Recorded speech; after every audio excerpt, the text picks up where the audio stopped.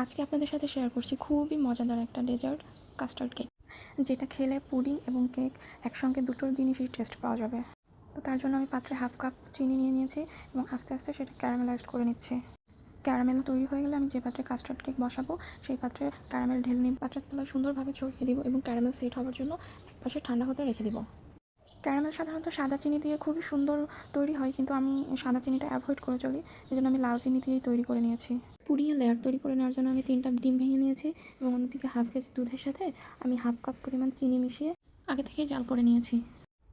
এবার একটা ব্লেন্ডারের জারে ডিম এবং আগে থেকে জাল করে ঠান্ডা করে রাখা দুধ দিয়ে ব্লেন্ড করে নিব।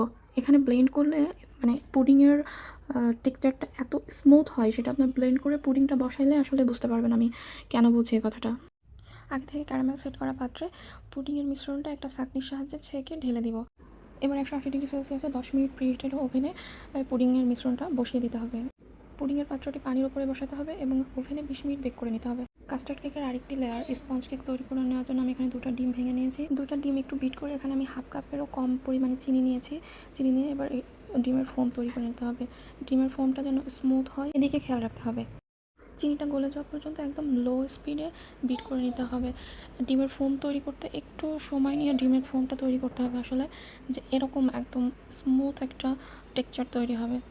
এবার শুকনো উপকরণের ভিতর হাফ কাপ ময়দা, 1 টিস্পুন বেকিং পাউডার এবং হাফ টিস্পুনেরও কম বেকিং সোডা এবং 2 টেবিল স্পুন কর্নফ্লাওয়ার নিয়ে শুকনো উপকরণগুলো চেলে ধীরে ধীরে ডিমের ফোমের সঙ্গে মিশিয়ে নিতে হবে। এর মাঝে আমি আসলে 1 টিস্পুন ভ্যানিলা এসেন্স অ্যাড করছি, কিন্তু ভিডিও ক্লিপ নিতে ভুলে গেছি।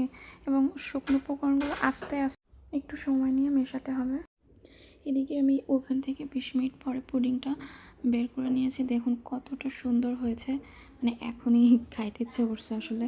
এবার পুডিংয়ের উপরে স্পঞ্জ কেকের লেয়ারটা ছড়িয়ে দিতে হবে। আমার এখানে আসলে আরেকটু বড় সাইজের পাত্র সিলেক্ট করা উচিত ছিল, কারণ স্পঞ্জ কেকের লেয়ারটা আমার একটু কম হয়ে গিয়েছে। আপনারা একটু বুঝে শুনে দিয়েন। সুন্দর করে কেকের লেয়ারটা ছড়িয়ে দিয়ে একটি কাঠি দিয়ে ঘুরিয়ে ঘুরিয়ে চারপাশে দিতে হবে, যাতে ভেতরে কোনো বাবল না থাকে। এবার আবারও 180 ডিগ্রি সেলসিয়াস 10 মিনিট প্রিহিটেড ওভেনে মোল্ডটি বসিয়ে দিতে হবে এবং 20 মিনিটের জন্য বেক করে নিতে হবে। 20 মিনিট পর আমি ওভেন থেকে বের করে নিয়েছি এবং পারফেক্টলি কুক হয়েছে। ফয়েল পেপার দিয়ে ঠান্ডা হওয়া পর্যন্ত আমি র্যাপ করে রেখেছিলাম। ঠান্ডা হয়ে গেলে আমি মোল্ড আউট করে নিচ্ছি। আসলে ঠান্ডা হওয়ার পরে ফ্রিজে রেখে মোল্ড আউট করলে অনেক ভালো হয়, কিন্তু আমার কিচিরমিচির বাহিনী ছিল, তারা খাবার জন্য অস্থির হয়েছিল, দুই পাশে দাঁড়িয়ে ছিল। এই জন্য আমি খুবই ফ্রিজে না রেখে আমি মোল্ড আউট করছি।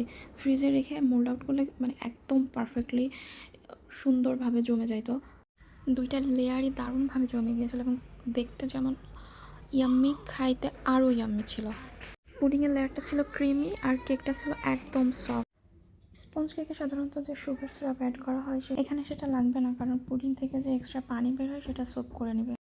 আপনারা এটা বানিয়ে খেয়ে দেখবেন, এর স্বাদ আপনারা কখনো বলতে পারবেন না, কথা দিলাম।